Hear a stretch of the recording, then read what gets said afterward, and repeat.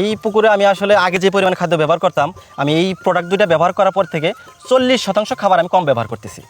মানে খাবার কম লাগে এখন? হ্যাঁ, 40% খাবার কম লাগতেছে। আর মাছের যে গ্রোথ সেটা কেমন হচ্ছে? মাছের গ্রোথ আগের চেয়ে, আগে যে মাছটা আসলে 3 মাসে 200 থেকে 400 গ্রাম হইতো, ঠিক সেই মাছটা এই দুইটা প্রোডাক্ট ব্যবহার করার পরে এখন 3 মাসেই 800 থেকে 1.5 কেজি পর্যন্ত হয়ে যাচ্ছে। বাহ। আচ্ছা, এই যে পুকুরটা দেখা যাচ্ছে যে মাছ নেই, এটা কারণটা কি? জি, এই পুকুরের মাছ আমি মাত্র বিক্রি করেছি, এই পুকুরের মাছ বিক্রি করে আমি 6 লাখ টাকা লাভ করেছি।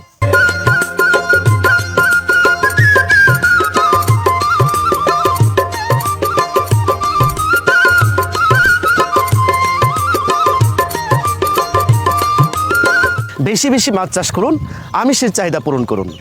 সুপ্রিয় মৎস্য খামারি ভাইরা, আপনারা জানেন যে আমরা প্রান্তিক পর্যায়ের মৎস্য খামারিদের সংকট, সম্ভাবনা এবং সাফল্যের গল্প আপনাদের সামনে উপস্থাপন করার চেষ্টা করি। তারই ধারাবাহিকতায় আজ আমরা এসেছি নোয়াখালী জেলার চৌমোহনী উপজেলার মোহাম্মদ সাদিক হুসাইন তরফদার ভাইয়ের বাড়িতে। চলুন তার মুখ থেকে শুনি তার সফলতার গল্প। আসলে আমি যখন মাছ চাষ শুরু করি, প্রথম আমি এই পুকুর আর এই পুকুর নিয়ে মাছ চাষ শুরু করি। আর সফল হওয়ার পরে আমি আরও কয়েকটা পুকুর বাড়াচ্ছি। ওইখানে ওই দেখতে পাচ্ছেন ওইটা 15 বিঘা, ওইটা 10 বিঘা, আর পিছনে যেটা দেখে আসছেন সেটা 20 বিঘার আমি খনন করতেছি। আমি তো যেহেতু চাকরি করি, এলাকায় সময় দিতে পারি না, প্লাস উদ্যোক্ত হওয়ার যে ইচ্ছা ছিল, সেই থেকেই শিক্ষিত যারা বেকার আছে তারাও যেন আমার এই পুকুরে কাজ করতে পারে, বেকারত্ব দূর করতে পারে, সেই আশা থেকে আমি আরও পুকুর বৃদ্ধি করতেছি। তো সাদিক ভাই, আমি শুনেছি যে আপনি সরকারি চাকরিজীবী। জি। তো সরকারি চাকরিজীবীর পাশাপাশি এই যে মৎস্য খামারের প্রতি কিভাবে আপনি আগ্রহ সৃষ্টি হলো? আমি ছোট থেকে ভালো স্টুডেন্ট ছিলাম এবং কিছু একটা করব, নিজের থেকে কিছু করব এরকম, কিন্তু আমার পরিবারের ইচ্ছা ছিল আমি যেন চাকরি বাকরি করি, সরকারি চাকরি করি। এই জন্য আমার পরিবারের ইচ্ছাতে আমার চাকরি হয়েছে, আমি চাকরি করতেছি। কিন্তু আমার মনের একটা খায়েশ ছিল যে আমি নিজের থেকে কিছু করব, নিজের থেকে কিছু করা যায় কিনা। সেই থেকে মাছের প্রতি একটা ভালোবাসা ছিল, মাছ ধরা। ওই মাছ ধরার ভালোবাসা থেকে আমি মৎস্য চাষে আসছি। তার মানে এই যে আজকে মাছের প্রতি যে ধরার প্রতি বা মাছের প্রতি যে আগ্রহ, সেই আগ্রহ থেকে আজকে আপনি একজন সফল মৎস্য খামারি এবং সফল উদ্যোক্তা। জি। আচ্ছা সাদিক ভাই, মানে আমরা জানি যে মৎস্য চাষ করে সবাই কিন্তু সফল হয় না, ব্যর্থ মানুষের গল্পই বেশি শোনা যায়। জি। তো আপনার শুরু গল্পটা কি এমনই ছিল? না, আমার শুরু গল্পটা এমন ছিল না। আমার শুরু গল্পটা ছিল অনেকটা ভিন্ন। আমার প্রথমে মাছ মরে ভেসে উঠতো, পিএইচ ঠিক থাকতো না, অ্যামোনিয়া গ্যাস হইতো। তারপরে পুকুরে অনেক শ্যাওলা হইতো যা দুর্গন্ধ যুক্ত ছিল। তো শুরু করার প্রথম বছরে আমি আসলে যে মাছের কেনা, ঔষধ, পরে অন্যান্য খাদ্য সব মিলিয়ে আমি যে পরিমাণে খরচ করি, আর বছর শেষে, সিজন শেষে যে পরিমাণের মাছটা বিক্রি করি, আমার সেই পরিমাণে আসে না। মূলত আমি আসলে লসের মুখ দেখি, আমি ক্ষতিগ্রস্ত হই। আচ্ছা আচ্ছা, তারপর তাহলে এই যে লস থেকে আপনি কিভাবে আজকের এই অবস্থানে আসলেন? আসলে আপনার প্রথমবার ক্ষতিগ্রস্ত হওয়ার পর আমি মূলত ভেঙেই পড়লাম, মানে মাছ চাষ করবো না। আসলে আমি তো চাকরি বাকরি করি, নানান ব্যস্ততা থেকে থাকি, উদ্যোক্ত হওয়ার ইচ্ছা ছিল কিন্তু পারলাম না। প্রথমবার ভাবতেছিলাম যে না, করা যাবে না, ছেড়ে দিই। কিন্তু আপনার ভাবি বললো যে না, প্রথমবার শুরু করছো, মানুষ তো প্রথমবার লস খেতেই পারে, তুমি আরেকবার শুরু করো। আচ্ছা, ঠিক আমি আরেকবার শুরু করলাম। নিজের কিছু টাকা ছিল আলাদাভাবে, সেগুলো আর আমার বন্ধুর কাছ থেকে কিছু টাকা নিয়ে আমি দ্বিতীয়বার শুরু করলাম।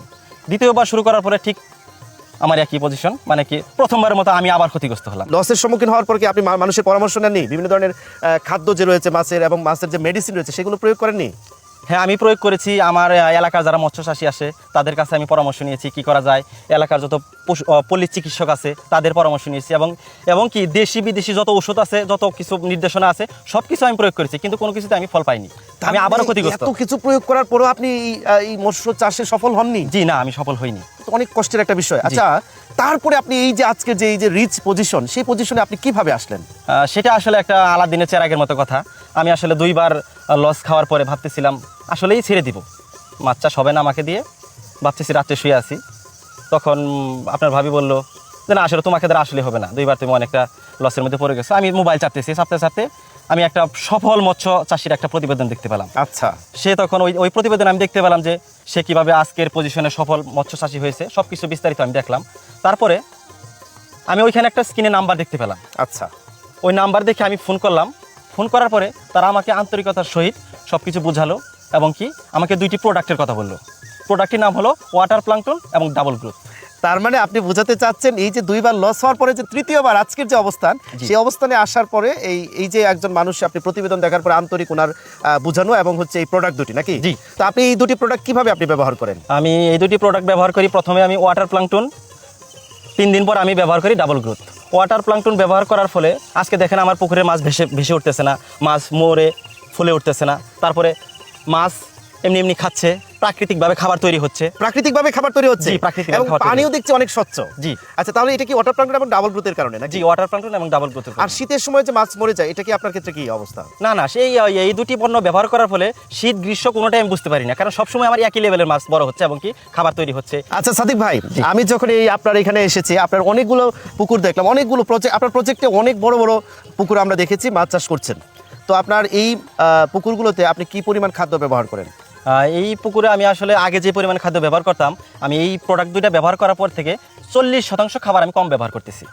মানে খাবার কম লাগে এখন? হ্যাঁ, 40% খাবার কম লাগতেছে। আর মাছের যে গ্রোথ সেটা কেমন হচ্ছে? মাছের গ্রোথ আগের চেয়ে, আগে যেই মাছটা আসলে 3 মাসে 200 থেকে 400 গ্রাম হইতো, ঠিক সেই মাছটা এই দুইটা প্রোডাক্ট ব্যবহার করার পরে এখন 3 মাসেই 800 থেকে 1.5 কেজি পর্যন্ত হয়ে যাচ্ছে। বাহ। আচ্ছা, এই যে পুকুরটা দেখা যাচ্ছে যে মাছ নেই, এটা কারণটা কি? জি, এই পুকুরের মাছ আমি মাত্র বিক্রি করেছি, এই পুকুরের মাছ বিক্রি করে আমি 6 লাখ টাকা লাভ করেছি। কতটুকু জায়গার মধ্যে? এই পুকুর জায়গা ছিল 1 একর। 1 একরের মধ্যে 6 লাখ টাকা লাভ জি, করেছে? জি, 6 লাখ টাকা লাভ। বাহ, তাহলে তো আপনি সফল হবেনই। জি। এবং এই কারণে কি আমি ঢাকায় বসেও আপনার সফলতার গল্প জি, শুনেছি।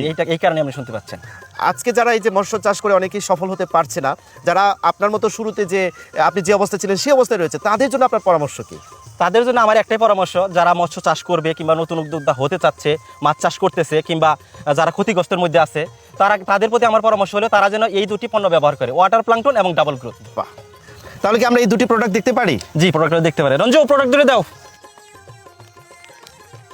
এটা হচ্ছে ওয়াটার প্লাঙ্কটন, ও আচ্ছা, এটা হচ্ছে ডাবল গ্রোথ। আচ্ছা আচ্ছা, তাহলে আজকের সফলতার পেছনে আপনার এই দুটি প্রোডাক্ট। জি, এই দুটি প্রোডাক্টে আমার গল্প। আচ্ছা, আপনি এই দুটি প্রোডাক্ট যে এখন ব্যবহার করছেন, এই সময় আপনি কি কি মাছ চাষ করেন? এই সময় আসলে আমি কার্প জাতীয় মাছ ব্যবহার করি, মিশ্র চাষ করি এবং কি সামান্য পরিমাণ পাঙ্গাস চাষ করি। আচ্ছা, তার মানে মিশ্র চাষ এবং পাঙ্গাস চাষ করে আজকে আপনি বাংলাদেশের মধ্যে একজন সফল উদ্যোক্তা হয়ে গেছেন। জি। অনেক ধন্যবাদ সাদিক ভাই, আপনার মতো সফল উদ্যোক্তাকে দেখে ভালো লেগেছে, আপনার সফলতার গল্প শুনে আরও ভালো লেগেছে। তো আপনি ভালো থাকবেন। জি, আপনিও ভালো থাকবেন, আপনাকেও ধন্যবাদ। অনেক ধন্যবাদ।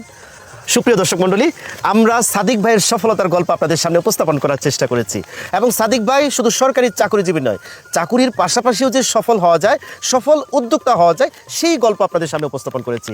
আপনারা জানেন আমরা এরকম মৎস্য চাষিদের সংকট, সম্ভাবনা এবং সাফল্যের গল্প আপনাদের সামনে উপস্থাপন করার চেষ্টা করি। তারই ধারাবাহিকতায় আজকে আমরা সাদিক ভাইয়ের গল্প শোনালাম।